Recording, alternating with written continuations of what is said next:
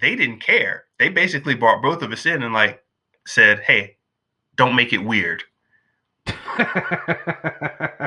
I was just like, "Well, what about?" It's like, I got. So I'm just wondering, what made you start moving in the financial direction with your engineering background? Money. I mean, plain and simple. duh, Get more duh. money on the yeah, duh.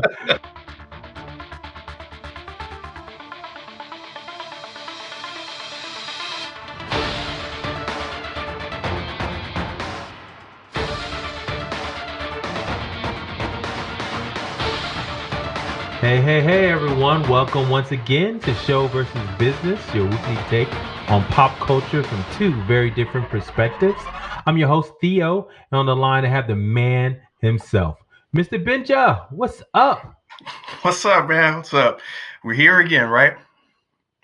Once again, it's on. So I'm ready to get it going, man. This is we're getting close to double digits on our podcast. So I'm really excited, man. This is it's been going good, man. It's been going good. So before we get into it, today we're going to talk about drama at Disney. Gino Carano getting fired. So that bring us some interesting conversations around cancel culture. We'll also do a little quick WandaVision episode check-in and give you guys updates on what we're seeing and thoughts on that. And we'll end it off with a nice Valentine's Day message, right? Since this is officially Valentine's Day on the day that we are recording. But other than that, man, Ben, well, how was your week? What's going on? It's going good, man. I had a good week. We're getting the social media posts out and everything, and this podcast feels good, man. And want to thank you right quick for actually making the move to go ahead and get this thing started. Oh yeah, man, appreciate. Yeah, I think one of the things I thought about when we started this was, hey, this would be a good, interesting perspective. I listen to a lot of podcasts in this genre, and they talk about like, oh, what's the cool character, comic book character, or cool show, and they go into detail about what's cool about the show and all this other stuff. But there was never anything that's talked about the business aspect and how they intersect with the show business side. So I said, hey, this would be an interesting perspective to kind of bring that into the fold. And then the fact that I get to do it with a guy I've known for a long time and that has experience on the artistic side. So I thought it was just a natural way to kind of bring my interest and my talents to bear. So, that's one of the reasons why I decided to start this thing. And I appreciate you going along the journey so far, man. How'd you move into more of the business side? Let me ask you that because we were college roommates, for those who don't know, and you were in engineering. And at some point, you started taking you started really caring about the money side of the engineering aspect of it. And I was in computer, science programming, and I took a lot of the artist side on my side.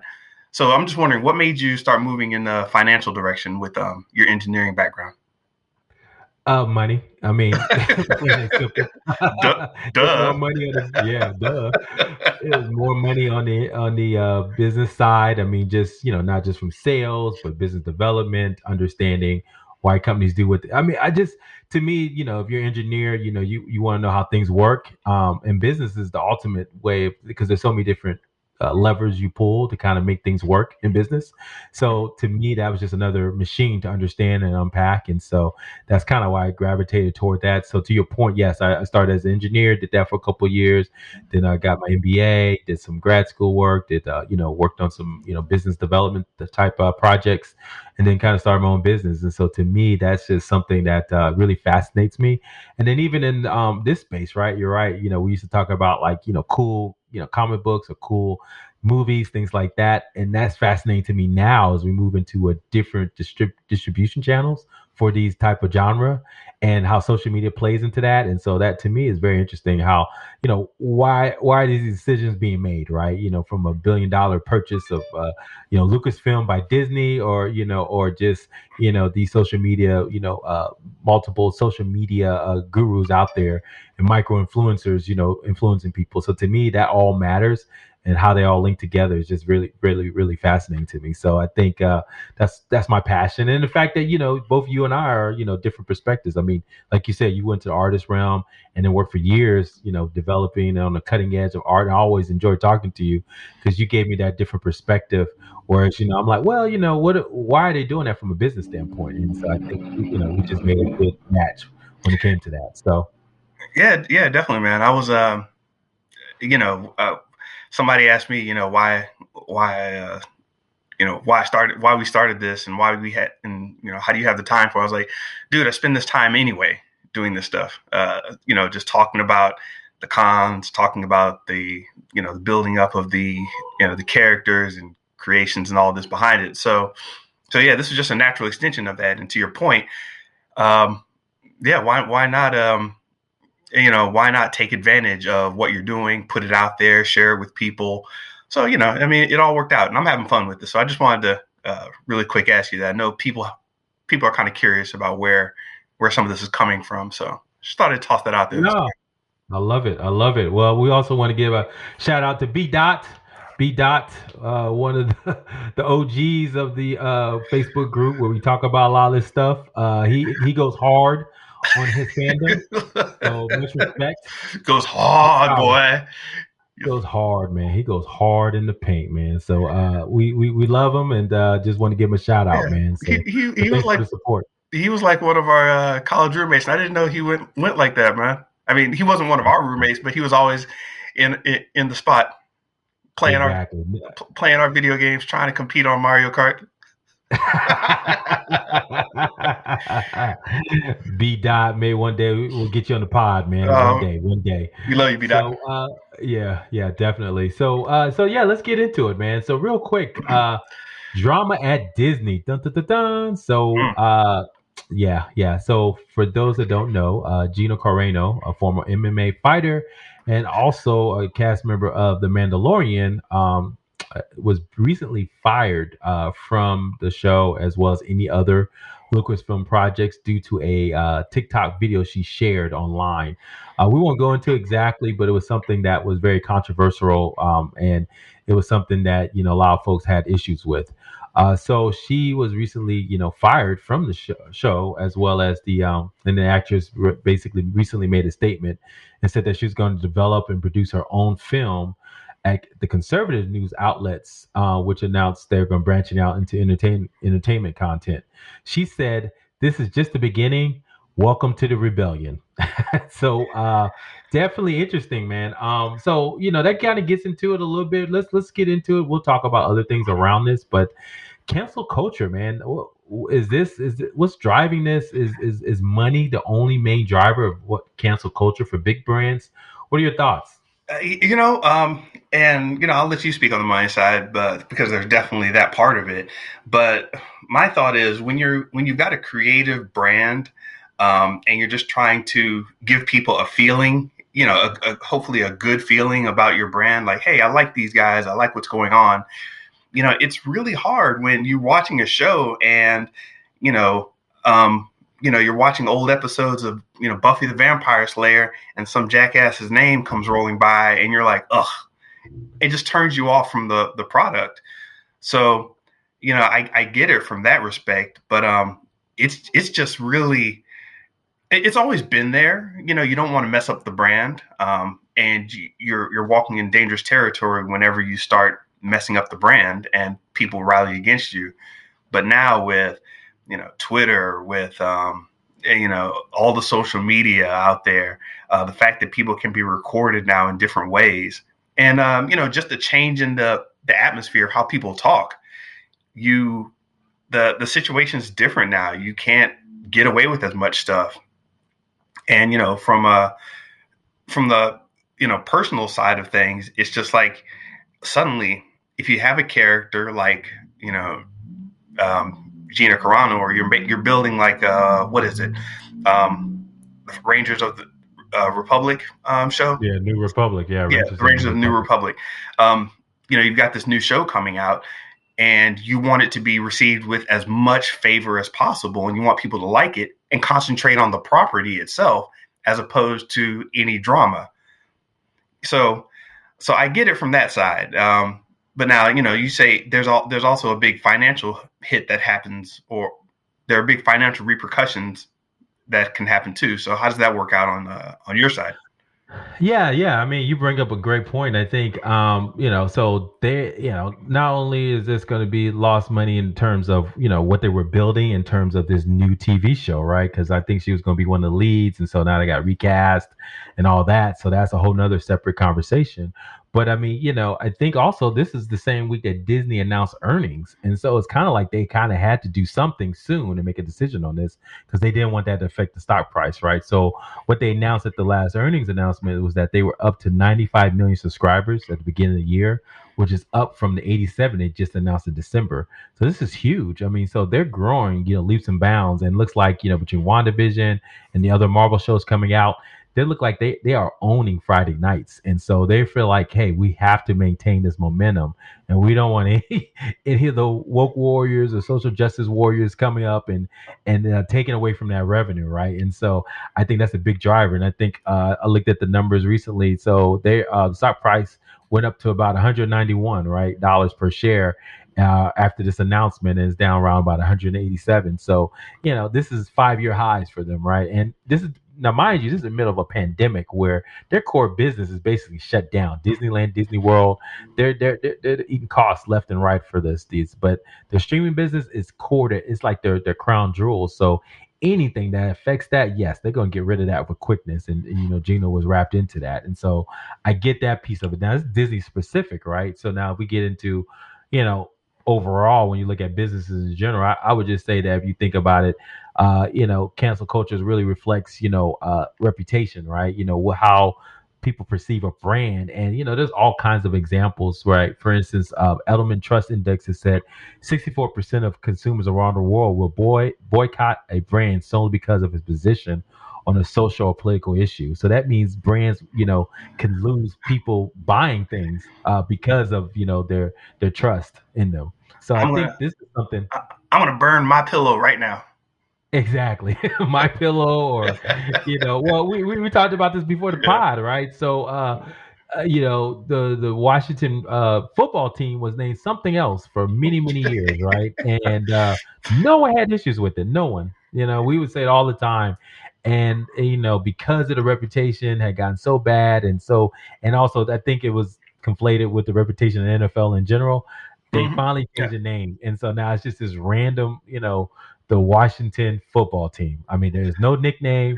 I don't even know if they have a nickname plan for that team. It's like, I mean, number one, they suck anyway. We don't really talk about sports. Oh, yeah. They do suck. So I don't know, man. It's one of those things where, like, I mean, we can give examples, man. I'm sure you have tons of them, man. Just cancel culture in general. From personal experience. But Yeah. I mean, it's a funny thing. It's like you said, no one said anything about the Washington team for so long. Well, I mean, people were saying something, but it was just like, whatever, screw those guys. But now, you know, you can't go to like a Washington game and pick it outside because you live somewhere in Florida or you're living in California and you don't, it's not that serious to fly up there. Now you can get all your friends on Twitter to protest every time it, the Washington team tries to make a post on Twitter like, "Hey guys, we're offering our season passes at a discount for this, that, and that."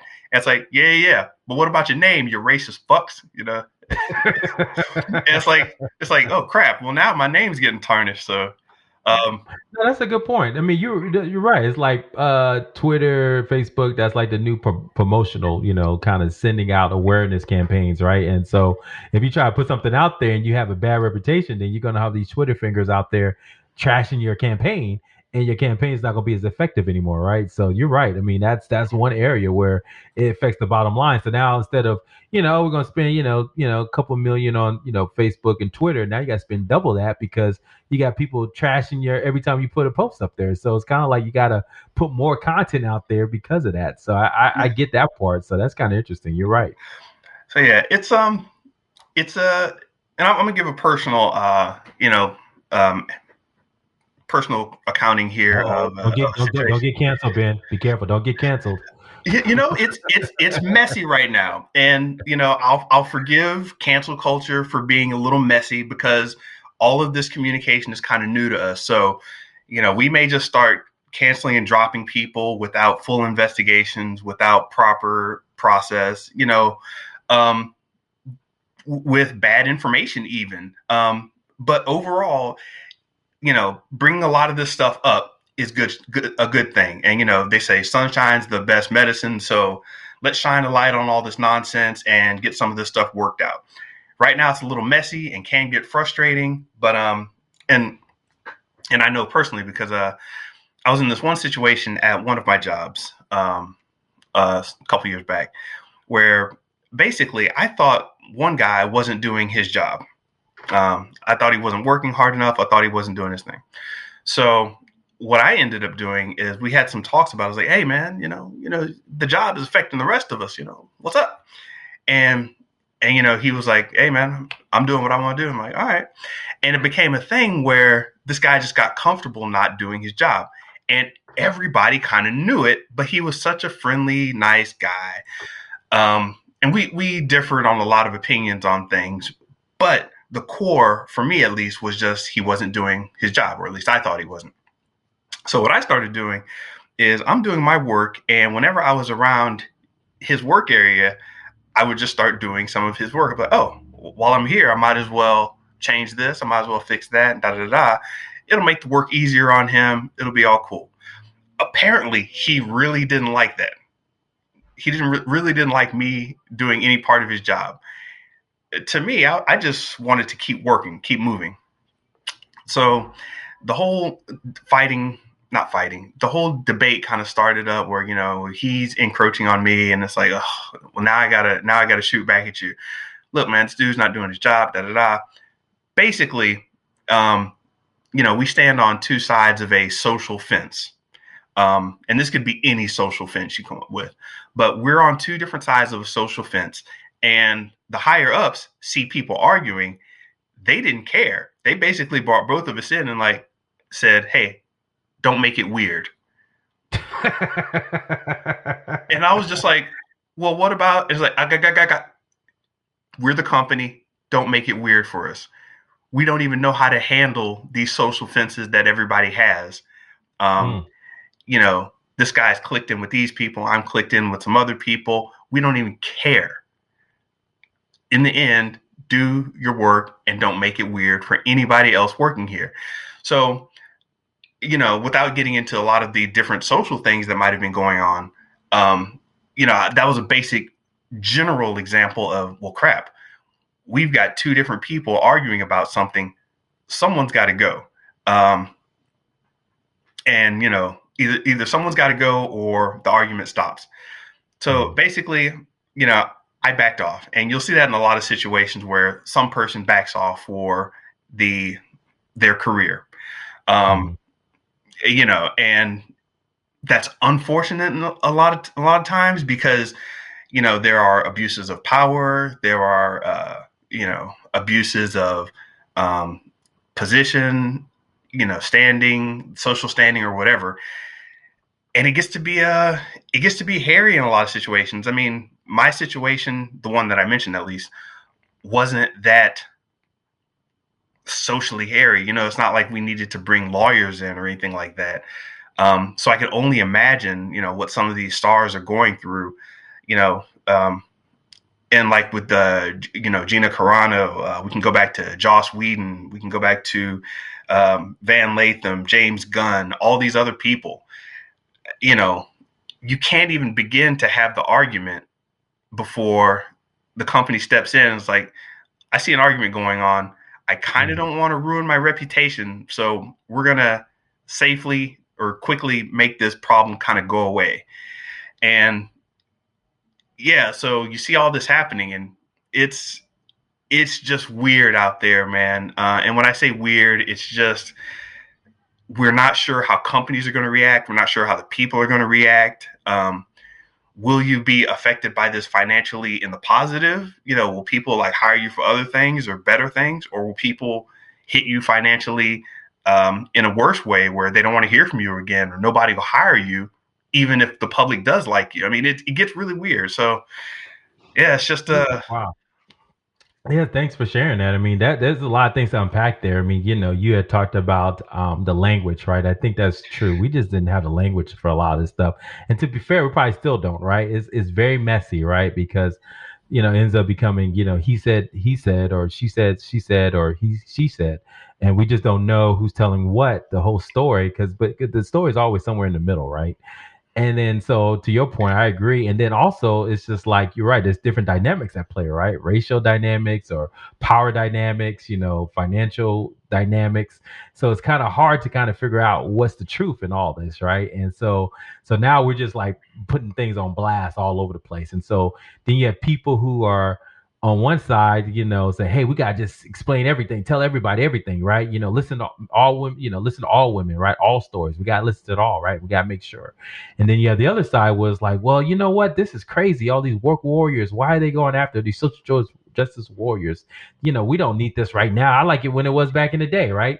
So are they right and wrong? I think, I get what people saying, no, these guys are wrong because, things have evolved and they need to get with the times. But you gotta understand, that takes time, right? People don't, evolve as fast as other folks. And so I think that's a challenge. So, for instance, I'll bring up another case that happened this week as well. I mean, you gave examples of Josh Whedon, and Josh Whedon, for those that don't know, was on the set of Justice League, and Ray Fisher, one of the actors that played Cyborg, went after Josh Whedon for months now about the toxic environment he set up.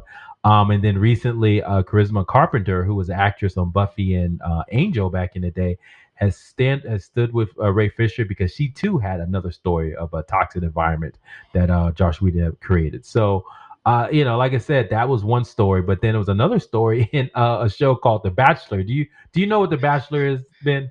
unfortunately. Yeah, yeah. I have a wife, and we're watching The Bachelor.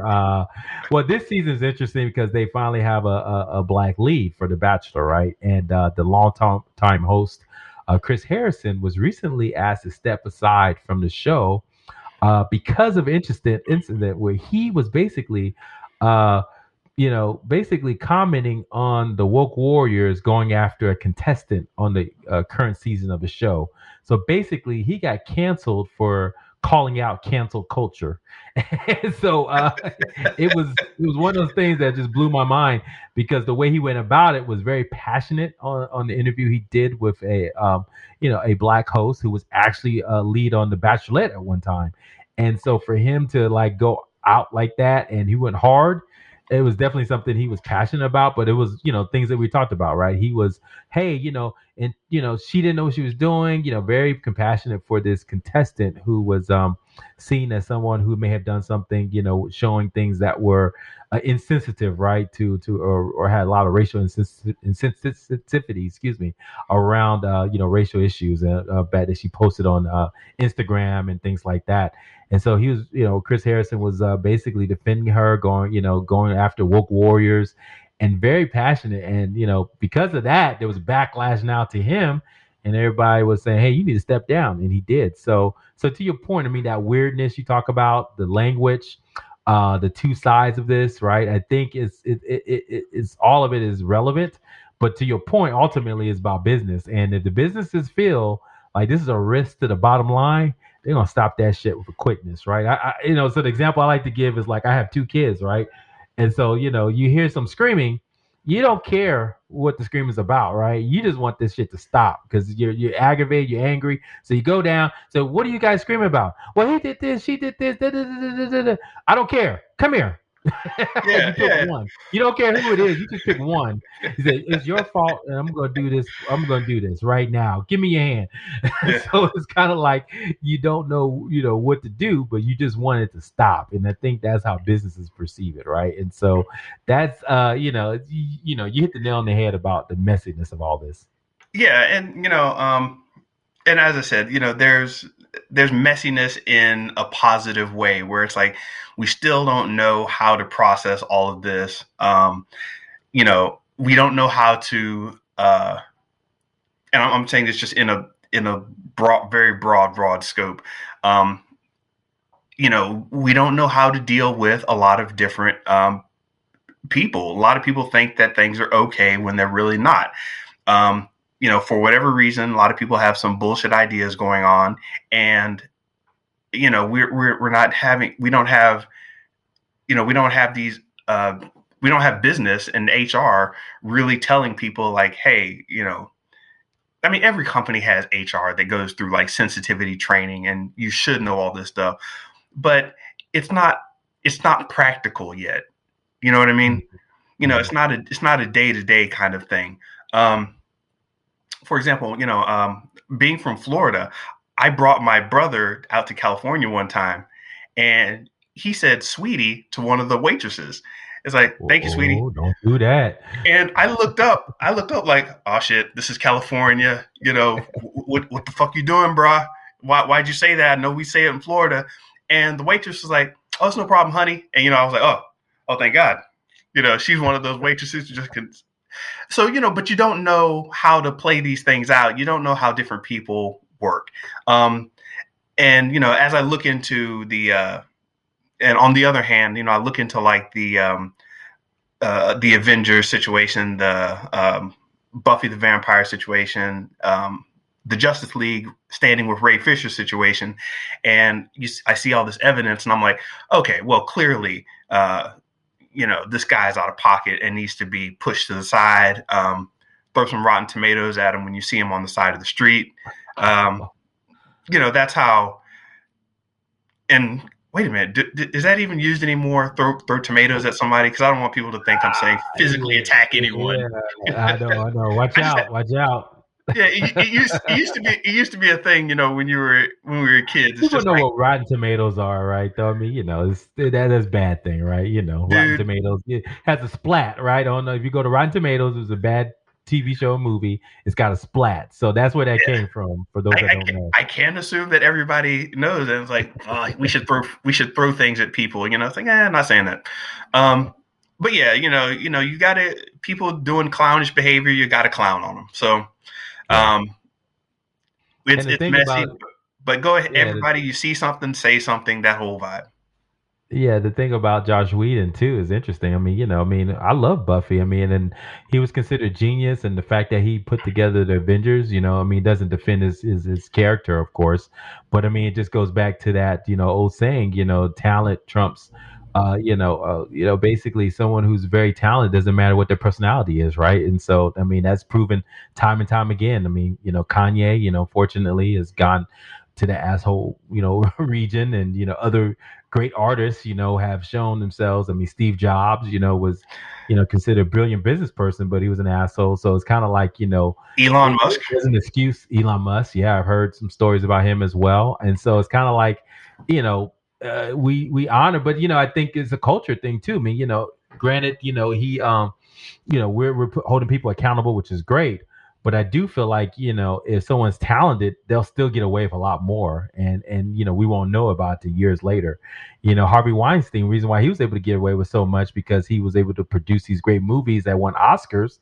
I mean, it wasn't until finally people started to break the back, right, that it got out there more often. But it was kind of like for a long time, no, it was always underground, and they made Shit, jokes about it. shit. They made jokes about it. You just reminded me of a situation, dog. Um, yeah, I was at work once, and I started complaining about something. And at a bar, we were at a bar, and someone told me like, "Hey, if you're going to complain about this, wait until the project's over."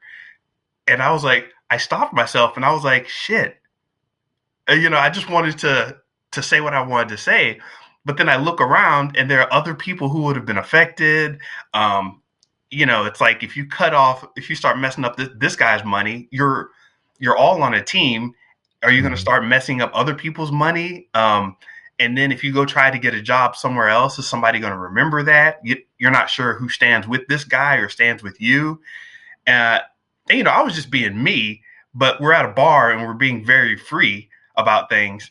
And a dude actually stopped me and was like, "Hey, you got something to say about X, Y, and Z behavior from this other guy? Wait until after the project's over."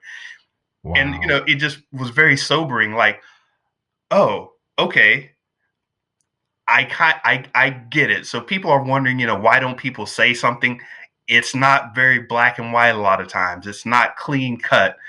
So yeah, I empathize with a lot of the people who've gone through a lot of the bullshit. A lot of the video game industry stories are Mm, hellacious. mm. Some true, some not so true. Some a lot of information gets misconstrued. A lot gets hidden. So yeah, man, it's just really weird. But business and creativity are definitely changing to reflect that. You know, Well, and, look, I mean, obviously, I think artistry is important to push the envelope, right? What are the boundaries of where we go with, society, right? And so it's important for, artists to do things, like for instance, comedians, sometimes, cross the line of what they say. And, I mean, I think Dave Chappelle has been almost canceled multiple times, but he's just so talented.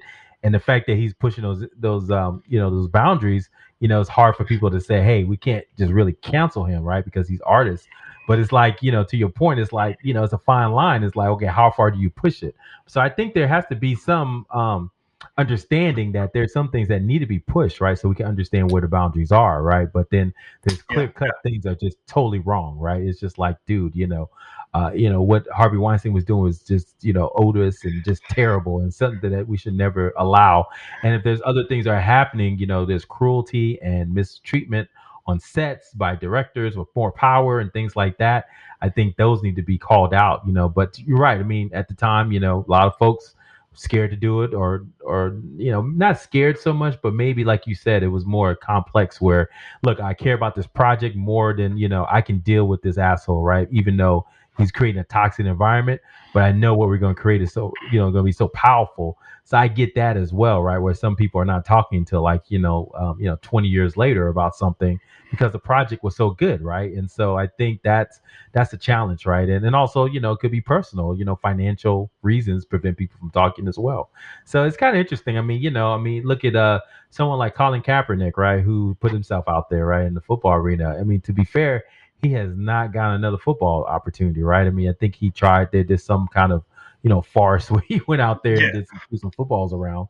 But yeah. now, So but check it out. But real quick, let go me ahead. finish this point. He look at now. He is like making probably way more money he ever did in NFL, right? I think he did. He just recently announced that he's going to be part of what they call a SPAC, which is a special purpose acquisition class of investment stock worth $250 million to invest in social causes. So he's killing it. Obviously, promotional stuff with Nike. So I don't, it's kind of like, yes, he became a martyr. His main job was lost, but because he took a stand and had courage, he really changed certain things where he's also financially better off. So it's kind of interesting. shout outs to Colin Kaepernick. I appreciate that dude for what he did, and yeah, it was definitely not looking great for him. He's one of the more positive examples of saying, "Hey, we need the social change. Let me." I was about to say, "Let me stand for" something, but he kneeled. Let me, kneel and show my point of view here and bring up a conversation. You know, people try that all the time and it doesn't work out financially for them. It takes courage. It takes skill, social skill. It Mhm. takes a lot of good maneuvering. So, props to everybody who's trying to make change, make good changes happen because there's a lot of bullshit. As I said, there's a lot of bullshit that was under the covers that's being brought to light right now. So, hashtag I stand with Ray Fisher. No, love it, man. Love it. So let's transition a little bit, hard transition, but let's talk about the latest episode of WandaVision, right? And what we thought about this latest episode. It's funny. I did not want it to be a weekly conversation about WandaVision, but looks like it's becoming that way. So I guess I am hashtag Wanda hater, but it's all good. I'm gonna watch it. Gonna watch it. Hashtag Wanda hater. So I think I love the intro. So for those that don't know, this last intro was, I guess, a homage to Malcolm in the Middle, and with the wacky uncle Quicksilver showing up and playing his role, and not actually having a kid narrator one of I think it was Tommy. I think the one of the twins was a narrator for the episode. But it was kind of interesting. I mean, it was a Halloween special too, so you had the traditional Scarlet Witch and Vision outfits from the '80s, and so that was kind of cool and complete with 1980s or '90s, 1990s, I think. Kind of cheap costume, but so I think I liked it. I mean, it was cool. Intro. I mean, just they're just progressing the story. What are your thoughts? What are your episodes? Your thoughts on the episode? This last one. I'm still fascinated with how they're pushing through this new generation of storytelling, and I mean that to say that we're what storytelling is fundamentally changing with streaming, with the fact that you have to have a Disney Plus account, which means you have to be on the internet, which means you have access to all this information and all these discussions that you never had before. So I think that it's just interesting enough to be able to point back at this time in history and say, hey, you remember The Mandalorian? You remember, WandaVision? Amazing stuff, just what they did. But as far as this episode in particular, I think they did they've already done their big kind of reveal, I guess, on what's going on. So now they can roll into, and I wasn't going to spoil anything in this one, if that's okay with you. Okay, yeah, that's fine. Yeah, no spoilers. So calm down, everybody. I like what they're. People start to get antsy. Start looking for the pause button when you hear discussions come up. So I forgot to mention that. But basically, you've got a situation where you've already done your reveal, and now you're fleshing out what it means to be after the reveal. So all the characters are kind of staking their claim in terms of, hey, we like this, we like that. We're going in this direction. This is my enemy. This is what I'm trying to do. So, it's progressing along smoothly enough. I'm not a full-on hater. I guess I'm a hater. Hashtag Wanda hater. Yeah. I don't dislike the show. People always ask, you don't like it? And it's like, nah, calm down. It's not that I dislike the show. It's just it's structured in this mystery kind of way that J.J. Abrams mystery box kind of deal, where it's like it's fine, it's doing its thing.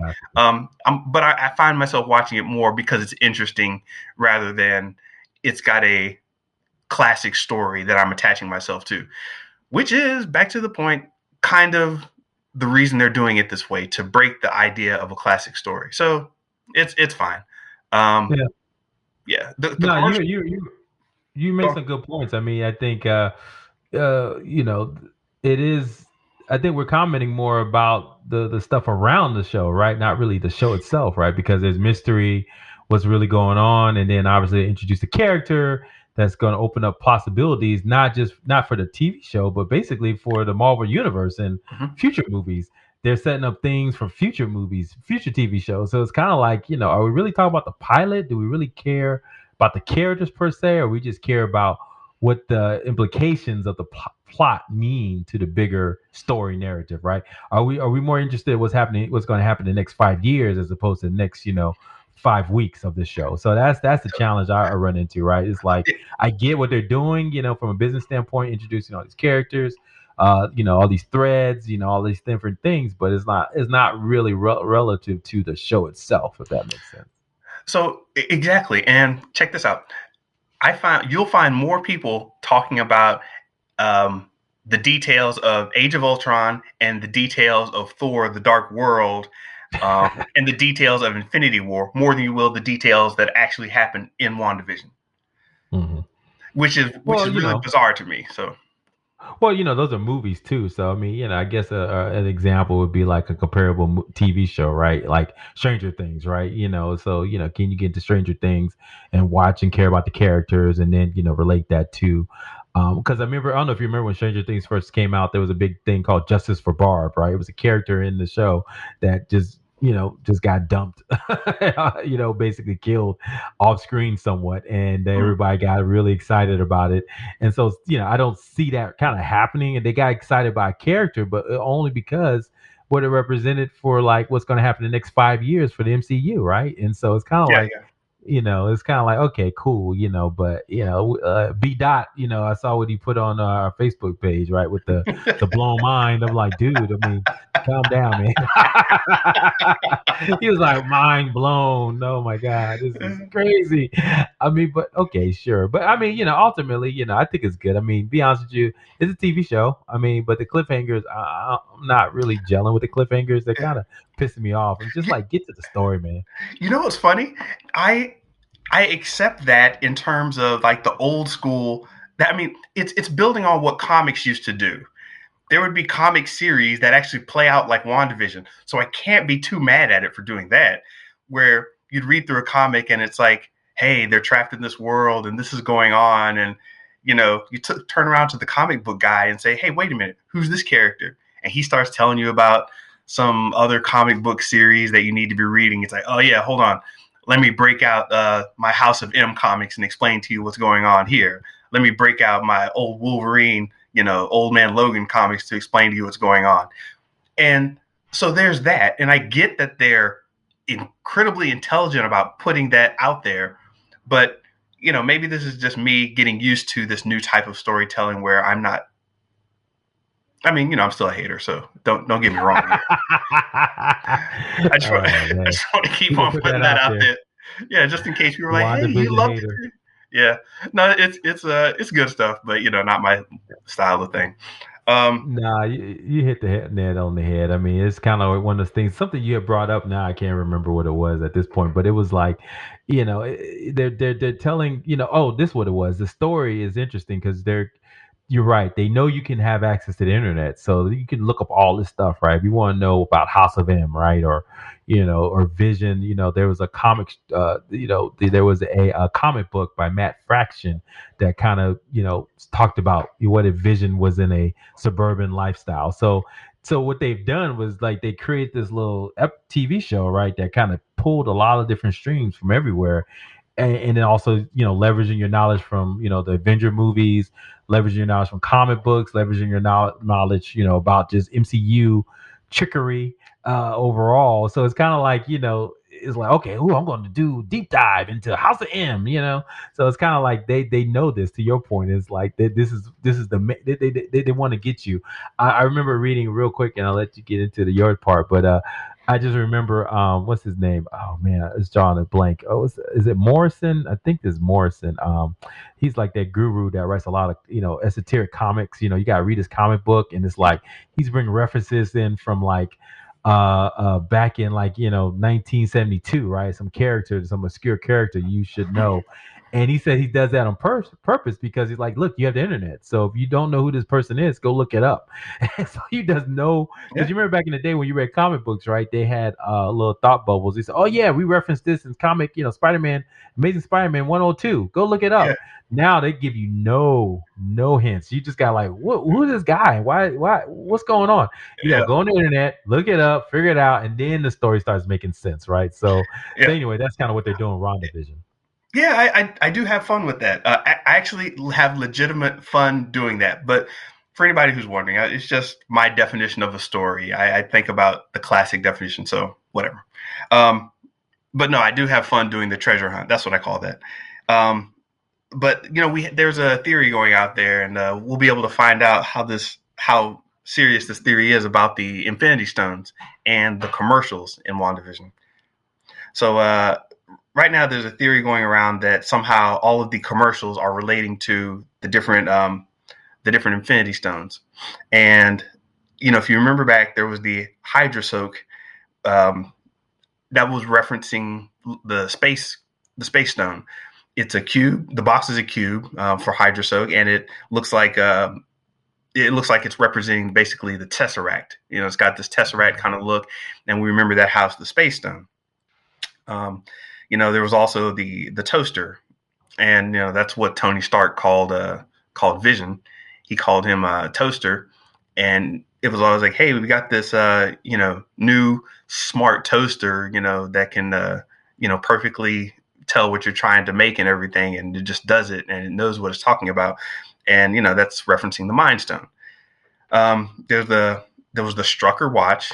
Baron von Strucker was the guy who basically ran the program that started, uh, that gave Wanda and Pietro their powers. And that commercial was for a watch. So Strucker brand watches. And people are saying, oh, Strucker watch, that's referencing the time stone. And lastly, the one that made people kind of snap and realize was snap and realize was the Lagos brand paper towels. That all that red liquid was sloshing around, and that's supposed to be referencing the Reality Stone. That's just a theory. People aren't sure exactly why it's happening, why these commercials are being put out this way.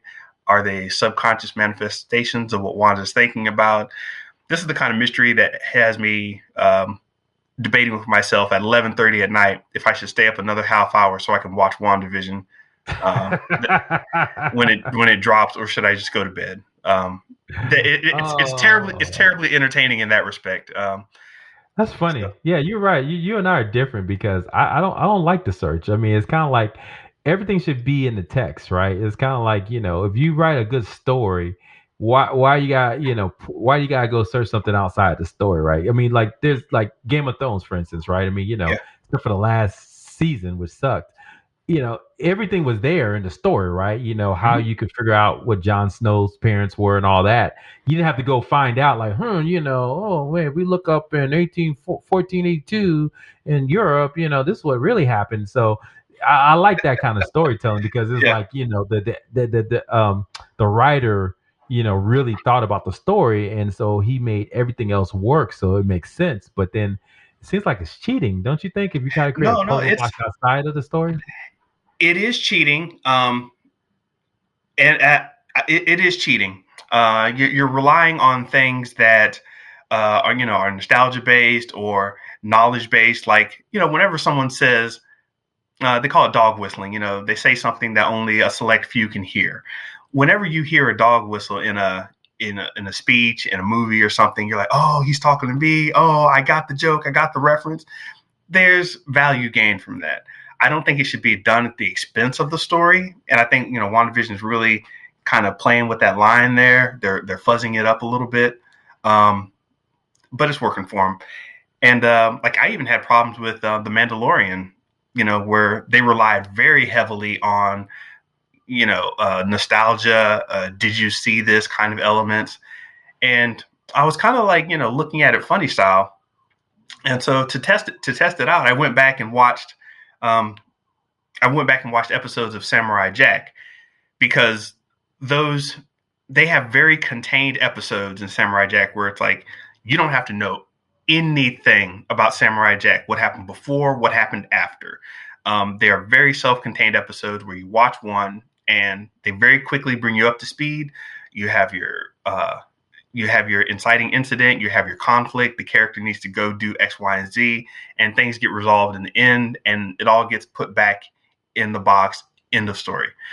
Um, and that's a craft. I look back at The Mandalorian and I'm like, wow, they didn't do, in my opinion, they didn't do some of their stories as well as Samurai Jack did. And, they relied heavily on nostalgia and things, and Samurai Jack was meant to be minimal and still strong in story. Mhm. So, I'm not sure I can go back to some of those Mandalorian episodes and see them with the same, you know, like I don't know if I can like them the same. It's like, it was fun when I was there because it was new, but what's going to end up happening is they're going to reference the Mandalorian, so suddenly that stuff is going to be more important later. Mhm. And when we go back and watch it again, that's why it's going to be entertaining, not because it was an entertaining story, just because that's the first time they referenced, you know, the Sarlacc pit, or first time they first time they referenced, the sticks that the Tusken Raiders used or whatever. So it's Yeah. interesting. And if you got Disney Plus, they probably said, hey, you should watch Age of Ultron again, or you should watch Mhm. um, Thor: Dark World 2 again, or whatever. Mhm. And all Yeah. of a sudden, those shows get quote unquote better because you're catching different connections. Yeah, that's what happens when you create these verses, right? You're right. It's like, oh, now all of a sudden the old stuff becomes so much better because there's reference in something else you probably like more. but Yeah. so it's kind of interesting. But anyway, this is a good debate. Let's keep this going. I love this conversation about All right. tell the story. So I'm the tell the story that's in the text guy, and you're the puzzle box guy.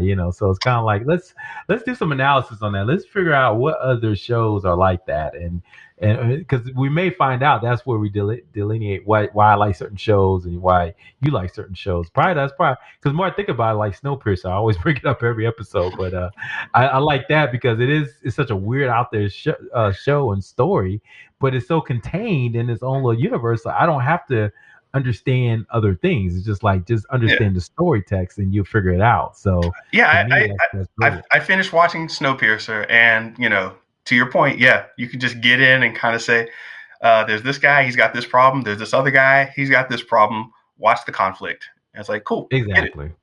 Yeah, I mean, and then then from there, obviously now they're referencing stuff that's not just genre, but they're referencing like history or or philosophy, right, or understanding of democracy, right, versus a revolution. So Yeah. to me, that's fine to pull into, right? Because that's just more understanding of the world, right? But if you're pulling in, genre to tell your story, oh yeah, if you didn't know, like Luke Skywalker, well, went to this third planet and he did this, then the story doesn't make sense to you. Then like, Yeah. get the hell out of here with that crap, If man. you've ever if you've ever been to a comic convention and you I know. say, "Hey, man, I wonder why this episode of somebody from somewhere will magically pop up and be like, actually, in the third article of blah blah blah, the PDF was written out to explain the Sokovia Accords completely. What you're missing is, it's like, shut up, man." And I don't want to get too philosophical, but to me, that's what storytelling should be, man. The storytelling, not that what you just said, but storytelling should be about the real world, right? It should be a reflection of it, right? So they should take elements for the real world to enlighten your current environment, because that's what to me that's what storytelling is, right? It makes you look at your world a different perspective, right? And so if you're constantly referencing things that from previous stories that were a part of that story, or to make sense of the story, to me that's just it doesn't have any enlightenment in my everyday life, right? I want to hear stories that like make me think about different things, like Snowpiercer, right? For those who know, it's a show about people on a internal train that goes around the world, and it's the whole society, but they're set by different classes. But the unique thing about it is about management styles, right? Like how people manage people, how they Hmm. thought about revolution, right? How they thought about border conflicts. So to me, that's like, dude, that stuff can be applied to real world or just understanding of history. And to me, that's interesting about stories, right? Whereas when you're referencing the Thor the Dark World, right? Oh, the Yeah. only way I'm gonna understand this is I gotta watch Thor the Dark World like for the fifth time. All right, let's do it. I don't know. Yeah, yeah, it's weird. Yeah, we'll definitely come back to this one because it's a major shift, and it's come about because of the internet and where we are. No, I love it. So real quick, it's Valentine's Day, man. Let's show the love, man. Anything you love about this next week coming up, or just what do you think about how we can move forward from some of the tough things we talked about earlier around cancel culture and things like that? Hey, man, try to love everybody and understand that people come from different perspectives. If you look back at some of your friendships, some of your relationships, some of the best relationships that you've had have definitely been with people that you've argued with. You've come across some conflict, but you found a way to work it out. So, I'm not saying, let bullshit slide or be accepting of nonsense, but understand, we're all different people and we all come from different areas of life. So we got to find different ways to get along. And, we can't have too many Gina Caranos running around just being jackasses. So, it's like somebody talk to her, give her a slice of pecan pie and ask her what her problems are. Give us Just some patty pies. yeah, man. Just calm down, everybody. We can hug it out and really get somewhere more beneficial to all of us. I think. No, I love it. I love it. Let's end on that sentiment. So, well, everyone, thanks for your time today listening to Show versus Business. We hope you enjoyed it. Please listen, like, subscribe to us wherever you listen to podcasts. Definitely give us comments of what you think, what you love. We would love to hear from you on our Instagram page, Show versus Business. Thank you all for the time. Take care, Ben. Take care, my friend. Peace. Thank you for listening to Show versus Business, your weekly take on pop culture. Please subscribe to this podcast at Apple, Spotify, Stitcher, or wherever else you listen to podcasts. Please like and subscribe to our Instagram page, Show versus Business, to get exclusive behind the scenes takes and upcoming episodes. Talk to you next time. Finish him!